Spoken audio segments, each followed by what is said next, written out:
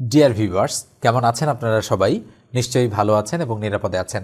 স্ক্রিনে আপনারা দেখতে পাচ্ছেন যে আমরা বিগত 10 বছরের শিক্ষক নিবন্ধনের প্রশ্নগুলো ধারাবাহিকভাবে সমাধান করে দিচ্ছি এবং যেহেতু পার্ট বাই পার্ট আকারে আমরা ভিডিওগুলো আপলোড করছি, আপনারা অবশ্যই পার্ট বাই পার্ট আকারে দেখার চেষ্টা করবেন। আপনি যে ভিডিও শুরুতে খুঁজে পাবেন সেটা দেখার চেষ্টা করবেন এবং তার পাশাপাশি একটু খেয়াল করবেন যে আমাদের পার্ট বাই পার্ট আকারে আপনারা পাচ্ছেন কিনা। আমি কিন্তু প্লেলিস্ট আকারে সাজিয়ে রেখেছি। আপনারা 1 নম্বর ভিডিওটা থেকে 1 নম্বর, 2 নম্বর, 3 নম্বর, 4 নম্বর এভাবে দেখার চেষ্টা করেন। যেহেতু এই ভিডিওটা আপনি পেয়েছেন, এই ভিডিওটা আপনি পুরোটাই দেখেন, দেখার পরে বাকি ভিডিওগুলোতে আপনি চলে যান। আমরা যেহেতু বিগত 10 বছরের প্রশ্ন এবং অত্যন্ত গুরুত্বপূর্ণ যেগুলো সেগুলো সমাধান করে দিচ্ছি, এই জন্য অত্যন্ত মনোযোগ সহকারে আপনারা ভিডিওগুলো দেখলে সরাসরি অঙ্ক কমন আপনারা পেয়ে যেতে পারেন পরীক্ষায়। তো খেয়াল করেন, স্ক্রিনে যে অঙ্কটা দেখানো হচ্ছে যে 5 + 8 + 11 + 14 ধারাটির কোন পদ 302। এটা সমান্তর ধারার একটা অঙ্ক। সমান্তর ধারা কিভাবে বুঝলাম? যে 5-এর পরে 8 3 গ্যাপ, 8-এর পরে 11 3 গ্যাপ, 11-এর পরে 14 3 গ্যাপ। এভাবে যদি সমান অন্তর থাকে, অন্তর মানে তো বিয়োগ, তাই না? তাহলে আমরা বুঝে যাব যে সেটা হলো সমান্তর ধারার অঙ্ক। বলা হচ্ছে ধারাটির কোন পদ 302, তার মানে পদসংখ্যার সূত্র আমাদেরকে এখানে প্রয়োগ করতে হবে বা এনতম পদ বা শেষ পদের সূত্র আমাদেরকে প্রয়োগ করতে হবে। তাহলে আমরা সূত্র লিখব। সূত্র হচ্ছে শেষ পদ, কি লিখছি? শেষ পদ বা এনতম পদ আমরা লিখতে পারি এনতম পদ equal a plus n minus 1 into D. মনে রাখতে হবে, এই সূত্র দিয়েই কিন্তু আমরা অঙ্কটা করব।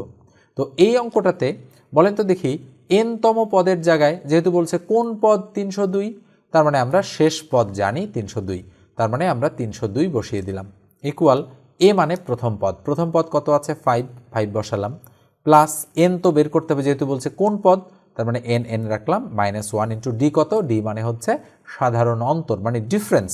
তাহলে 8-এর থেকে 5 ডিফারেন্স 3, 11 থেকে 8 ডিফারেন্স 3, 14 থেকে 11 ডিফারেন্স 3, তার মানে ডিফারেন্সটা হচ্ছে ডি এর মান। তাহলে ডি এর মান 3। তাহলে আচ্ছা বলেন তো দেখি, তাহলে 302 ইকুয়াল তাহলে 5 + 3n মাইনাস 3 1 3। তাহলে 302 ইকুয়াল বলেন তো দেখি 5 থেকে যদি 3 মাইনাস করি তাহলে কত থাকে? থাকে হলো 2। তাহলে 2 + 3n, তার মানে 2 + 3n। আচ্ছা বলেন তো এই 2 এদিকে আসলে মাইনাস হয়ে যায় কিনা? তার মানে আমরা বলতে পারি 300 = 3n। বলা যায় কিনা? অবশ্যই যায়। তাহলে এবার আসেন আমরা বলতে পারি 3n = 300। আমরা পুরোটাকে উল্টায় নিলাম। তাহলে সুতরাং n = কি হবে বলেন? উপরে 300, তার নিচে কত? 3। তাহলে কাটাকাটি করলে কত হবে? 100। তার মানে 300 1 300। দেখেন, আমি কিন্তু খুবই স্লো বুঝাই অঙ্কগুলো, যাতে করে আপনাদের বুঝতে কোনো সমস্যা না হয় এবং একটা লাইনও কিন্তু আমি বাদ দেই না, প্রত্যেকটাই করাই। আমাদের সঠিক উত্তর কত? সঠিক উত্তর হচ্ছে ক নম্বরটা, এক্ষেত্রে রাইট। তো ভিডিওটা ভালো লাগলে অবশ্যই সাবস্ক্রাইব করবেন চ্যানেলটা, আর যদি ফেসবুক থেকে দেখে থাকেন তাহলে ফলো দিয়ে রাখেন, আর ভিডিওটাতে একটা লাইক দিতে ভুলবেন না। এবার আমরা 2 নম্বর অঙ্কটাতে চলে যাচ্ছি। 2 নম্বর অঙ্কটা দেখেন কি বলা হচ্ছে, যে এটা সমাধান সেটের একটা অঙ্ক। বলা হচ্ছে 3x + 4y = 14 এবং 4x - 3y = কত? 2 এর সমাধান সেট কত হবে সেটা আমাদের কাছে জানতে চাওয়া হচ্ছে। তো একটু খেয়াল করেন, আমাদের কিন্তু সমাধান সেট বের করতে বলেছে এবং 2টা ইকুয়েশন রয়েছে এখানে। একটা দেওয়া আছে, আমরা লিখব যে দেওয়া আছে আমাদের কি কি বলেন তো দেখি। দেওয়া আছে কিন্তু 3x + 4y = 14, এটা দেওয়া আছে। এটা কয় নং সমীকরণ? 1 নং ধরে নিলাম। আরেকটা দেওয়া আছে 4x - 3y = কত? 2, এটাকে আমরা 2 নং সমীকরণ ধরে নিলাম। যেহেতু সমাধান সেট কত হবে বলছে, তার মানে আমাদের বের করতে হবে x, y = হোয়াট, এটা কিন্তু বের করতে হবে। এভাবেই আমরা সমাধান সেটের অঙ্কগুলো করে থাকি। তো এখন খেয়াল করেন যে আমরা এই অঙ্কটাকে অপনয়ন পদ্ধতি, বজ্রগণন পদ্ধতি, প্রতিস্থাপন পদ্ধতি নানাভাবে করতে পারি। তো আমরা এই অঙ্কটাকে অপনয়ন পদ্ধতিতে করব। অপনয়ন পদ্ধতি কী জিনিস আপনারা বুঝে যাবেন, যে এই অঙ্কগুলোর এক্সকে কাটবো বা ওয়াইকে কাটবো, কেটে আমরা বাকিটার মান বের করব। এটাকে বলা হয় অপনয়ন পদ্ধতি। তাহলে আমরা দেখতে পাচ্ছি যে এখানে প্লাস আছে, এখানে মাইনাস আছে, তাহলে এই ওয়াই কাটা আমাদের জন্য সুবিধা হবে। তার মানে এই দুটো কত সমান করতে হবে যদি আমরা কাটতে চাই। এই জন্য এখানে যে 3 আছে, এই 3 দিয়ে 1 নংকে পুরোটাকে গুণ করব, আর এখানে যে 4 আছে, এই 4 দিয়ে আমরা 2 নংকে গুণ করব। গুণ করলে হবে কি, দেখবেন যে এই দুটো সমান হয়ে যাবে। 3 দিয়ে গুণ করলে 3 3 9x প্লাস 3 দিয়ে গুণ করলে 3 4 কত? 12y = 3 14 কত? 42। আমরা এখানে লিখতে পারি 1 নংকে 3 দ্বারা গুণ এবং 2 নংকে 4 দ্বারা গুণ করে যোগ করে পাই। ঠিক আছে, এটা লিখতে পারি আমরা লাইনটা এখানে। তো এবার 4x-কে 4 দ্বারা গুণ করলে 16x মাইনাস 3 4 কত 12y, এটাকে সমান করার জন্যই তো এত কিছু, তাই না? তাহলে 4 দুগুণ কত 8, এইবার আমরা যোগ করব, তার মানে এটা ক্রস করে দিলাম, 16 আর 9 কত হয় 25, তার মানে 25x ইকুয়াল বলেন তো 42 আর 8 কত হয় 50। তাহলে আমরা বলতে পারি সুতরাং x ইকুয়াল টু 50-কে 25 দ্বারা ভাগ করলে কত হবে 2, তাহলে x এর মান আমরা কত পেলাম 2 পেলাম, তাহলে x এর মান আমরা 2 পেয়েছি। ওকে, তাহলে এবার আমরা y এর মান বের করব। তাহলে সুতরাং আমরা যদি 2 1 নং সমীকরণে বসাই দিই, দেখেন এইখানে যদি আমরা বসাই দিই তাহলে কি হয়, তাহলে 3 × 2 + 4y ইকুয়াল টু কত 14। তাহলে আমরা কি বলতে পারি, এই 3 দুগুণ 6 দিকে চলে যায়, তাহলে আমরা বলতে পারি 4y ইকুয়াল টু 14 থেকে 6 মাইনাস হলে কত থাকে 8। তাহলে সুতরাং y ইকুয়াল টু 8-কে 4 দ্বারা ভাগ করলে কত হয় 2, তার মানে y এরও মান পেলাম আমরা 2, তাহলে 2, 2 এটা হচ্ছে সমাধান সেট, তার মানে গ নম্বর অ্যান্সারটা রাইট। বিষয়টা একটু খেয়াল করে দেখেন, আমরা কিন্তু সেই ক্লাস 6 7 8 9 10-এ যেভাবে অঙ্কগুলো করেছিলাম ঠিক সেইভাবেই কিন্তু অঙ্কগুলো করলাম, জাস্ট এগুলো এখন চাকরির পরীক্ষায় আসে। আপনাদের হয়তো অনেকেরই অনেক দিন ধরে অঙ্কগুলো করার প্র্যাকটিস নেই বিধায় কিন্তু বিষয়গুলো আপনারা ভুলে গেছেন, এবং আপনারা একটু রিকল করার চেষ্টা করেন বা স্মরণ করার চেষ্টা করেন, যাতে আপনারা চাকরির পরীক্ষায় এই ধরনের অঙ্ক আসলে করে দিয়ে আসতে পারেন। ঠিক আছে, এবার আমরা 3 নম্বর অঙ্কটাতে চলে যাচ্ছি। 3 নম্বর অঙ্কটা দেখেন কি বলা হচ্ছে, যে দুটি সংখ্যার অনুপাত 5:6 এবং তাদের গসাগু 4 হলে ছোট সংখ্যাটি কত। এতদিন কিন্তু আমাদের বলেছিল যে গসাগু এত হলে লসাগু কত, এবার কিন্তু বলেছে ছোট সংখ্যাটি কত। এবার আগের মতো আবার আপনারা এই প্রত্যেকটা সংখ্যাকে গুণ করে দিতে যাবেন না, অথবা গসাগুকে ভাগ করে দিতে যাবেন না, তাহলে কিন্তু প্রবলেমে পড়ে যাবেন। এখানে কিন্তু আর লসাগু চাইনি, বলেছে ছোট সংখ্যাটি কত। তার মানে যেহেতু বলা আছে একটা সংখ্যা হচ্ছে 5 আর একটা সংখ্যা 6, তাহলে আমরা ধরে নিব যে ধরি একটা সংখ্যা হচ্ছে 5x এবং আর একটা সংখ্যা হচ্ছে 6x, এটা আমরা ধরে নেব। ওকে, তাহলে আমরা লিখব ধরি প্রথম সংখ্যাটা 5x, দ্বিতীয় সংখ্যাটা 6x। তো এখন বলেন তো দেখি, এই 5x এবং 6x যেহেতু ধরেছি, এদের লসাগু কত। 5x এবং 6x এর লসাগু হচ্ছে 5 5 6 30। আমরা যদি লসাগু বের করি তাহলে এভাবে বের করব 5x, 6x, এদের লসাগু কত, x যদি কমন নেই তাহলে থাকে 5 এবং 6, তাহলে 5 6 30x, তার মানে 30x হচ্ছে কিন্তু এদের কি, এদের লসাগু। ওকে, আবার এই দুটো সংখ্যার যদি আমরা গসাগু বের করি, আচ্ছা বলেন তো দেখি, গসাগুর সময় আমরা প্রথম রাশি বলবো 5x-কে আর দ্বিতীয় রাশি বলবো আমরা 6x-কে। বলেন তো এদের এই চলকগুলোর মধ্যে, মানে এই 5 আর 6-এর মধ্যে কারো কি মিল আছে? মিল নেই, তাহলে একটাও হবে না।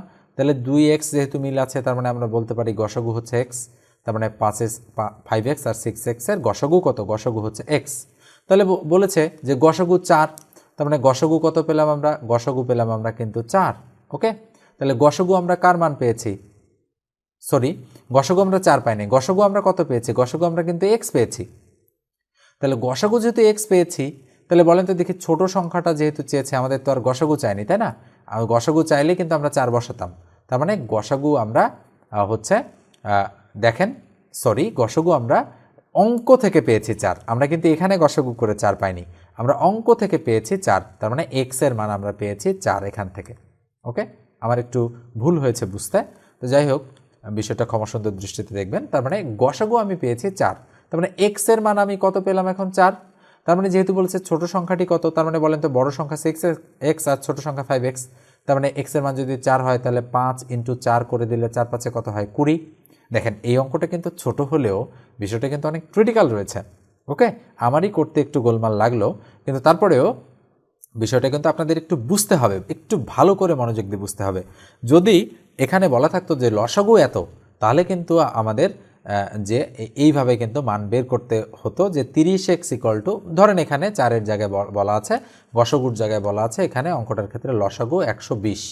ওকে, কত বলা আছে 120, তাহলে বলছে ছোট সংখ্যাটি কত। তখন কিন্তু আমাদের এই ক্লুটাকে কাজে লাগাতে হতো, তখন কিন্তু আমরা বলতাম যে 30x ইকুয়াল টু কত 120, তাহলে তখন x ইকুয়াল টু 120-কে 30 দিয়ে ভাগ করলে 4 আসতো, তখন সংখ্যাটা কিন্তু আবার 20ই হতো। দেখেন আমি কিন্তু বুদ্ধি করে এখানে 120 নিয়েছি যেন অঙ্কটা মিলে যায়, তাহলে এই ধরনের অঙ্ক কিন্তু পরীক্ষায় আসতে পারে। ওকে, অনেকের কাছে এটা একটু কঠিন লাগতে পারে, কিন্তু তারপরেও আপনাদের অঙ্কগুলো কিন্তু শিখতে হবে ভালো করে। তাহলে আমার কাছে যদি আপনারা শর্টকাট এবং ডিটেলস এই দুই ধরনের নিয়ম শিখতে চান, তাহলে অবশ্যই আমার প্রাইভেট ব্যাচে আপনারা জয়েন করতে পারেন।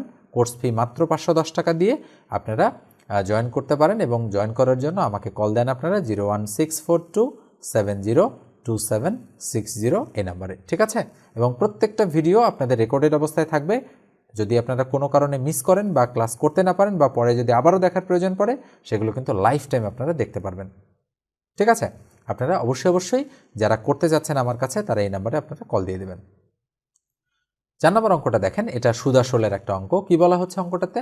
বলা হচ্ছে বার্ষিক শতকরা 5.5 টাকা হার সুদে 800 টাকার 3 বছরের সুদ আসল কত হবে। এখানে কিন্তু সুদ আসল কত হবে সেটা জানতে যাচ্ছে। তার মানে এই অঙ্কটাতে এ এর মান জানতে যাচ্ছে। তার মানে সুদ মানে হচ্ছে আই আর আসল মানে হচ্ছে পি। তার মানে এ মানে কিন্তু আই প্লাস পি, এ মানে অ্যামাউন্ট, অ্যামাউন্ট মানে সুদ আসল। তাহলে এই অঙ্কটার ক্ষেত্রে আমরা কি বলতে পারি? আমরা কিন্তু আই ইকুয়াল টু আগে বের করি। তাহলে I equal to P R N. তাহলে আই কত? আই তো আমাদের দেয়া নাই, তাই না? আই আমরা বের করবো এবার। পি কত? পি হচ্ছে 800 টাকা। তাহলে পি এর মান 800 বসাই দিলাম, ইন্টু আর কত? 5.5%। তার মানে 5.5 লিখে তার নিচে 100 দিয়ে দিব। এবার গুণ এন কত? এন হচ্ছে 3 বছর, তাহলে 3 দিয়ে দিলাম। তাহলে 2 শূন্য 2 শূন্য কেটে দিলাম। তাহলে কি থাকলো? 8 গুণন 5.5 গুণন হচ্ছে 3। তাহলে 8 দিয়ে যদি আমরা এটাকে গুণ করি, 5 8 40 আর 5 অর্ধেকে 4, তাহলে 40 আর 4 44। তাহলে 44 গুণন 3, তাহলে কত হয়? 3 4 12, 2 হাতে কত? 1, 3 4 12 আর 2 14। তার মানে 100। 3 4 12, 2 হাতে 1, 3 4 12 আর 1 13। তার মানে আমি ভুল করেছি একটু। তাহলে কত হবে? 3 4 12, 2 হাতে 1, 3 4 12 আর 1 13। তাহলে 132 টাকা কি পেলাম? 132 টাকা আমরা কিন্তু আয়ের মান, আয় মানে কি? মুনাফা বা সুদ পেলাম। তাহলে আসল কত? তাহলে মুনাফা পেয়েছি, 132 টাকা বসাই দিলাম। তাহলে আসল কত বলেছি? আসল হচ্ছে 800 টাকা। তাহলে 800 বসাই দিলাম। তাহলে 800 আর 132 কত হয়? 932। তাহলে অ্যান্সার রয়েছে কিনা? হ্যাঁ, অবশ্যই 932 অ্যান্সার রয়েছে। দেখেন, অঙ্ক মিলে গেলে কিন্তু ভালো লাগবে, না মিললে কিন্তু প্রবলেম মনে হবে। ঠিক আছে, আর নিজের ভুলটা নিজে ধরতে যদি আপনারা পারেন তাহলেই বুঝবেন যে অঙ্ক আপনি পারেন। ঠিক আছে, আর যদি ধরতে না পারেন তাহলে বুঝবেন যে আপনার কোথাও প্রবলেম রয়েছে।